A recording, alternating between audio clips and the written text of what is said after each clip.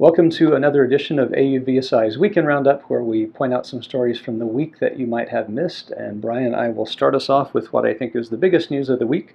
UPS subsidiary UPS Flight Forward, which manages their drone delivery program, has received from the FAA a Part 135 standard certification. So this allows them to do commercial flights. Beyond visual line of sight, they can have multiple drones, multiple operators. So as soon as they got the news, they did their first flight from the WakeMed campus in Raleigh, North Carolina, and we will only be seeing more of that in the near future. Sounds good. First item for me, a company called Diligent Robotics has launched its first product, which is a hospital robot assistant called Moxi, out of beta into market. The company has also raised $3 million in seed funding, which will be used to support its launch of Moxi into different hospitals.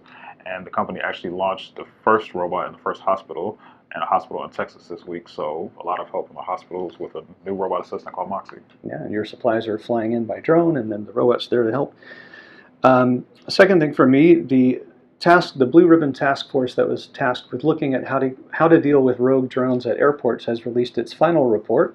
They have several conclusions. There needs to be more coordination between the federal, state, and local response. A big point is there needs to be federal funding to help airports deal with this situation, and they give a way for airports to come up with their own response plan. So there's a lot of information in there, and we have a link to the full report. You can read it yourself. Not too far away from here, a drone equipped with a thermal camera recently helped find 2 stranded hikers in Montgomery County, Virginia. Within 20 minutes after the launch of the drone, it located the hiker's heat signature, and officers were in personal contact with the hikers shortly thereafter, and they were found safely. Yeah, that's good. That's always a good use. Last one from me, FLIR Systems, which has been acquiring a lot of companies lately, has acquired another one, the assets of Aria Insights. You may recall this company. They started as Sci-Fi Works, and they built tethered drones primarily for the military.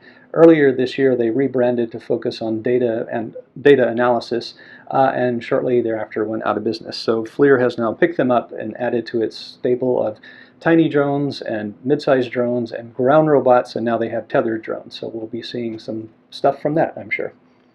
One more feel-good item for me. Back in 2017, an IBM developer used a drone to locate his grandmother following Hurricane Maria in Puerto Rico. A year later, the developer developed Drone Aid, which is a software that uses AI powered by IBM Watson to detect and count SOS messages on the ground fed by data from live drone feeds. And the goal of Drone Aid is to avoid redundancy during recovery efforts to make sure that everyone receives proper care. That's good. So drones helping you out every which way. That's what we have for you this week, and we'll see you next week.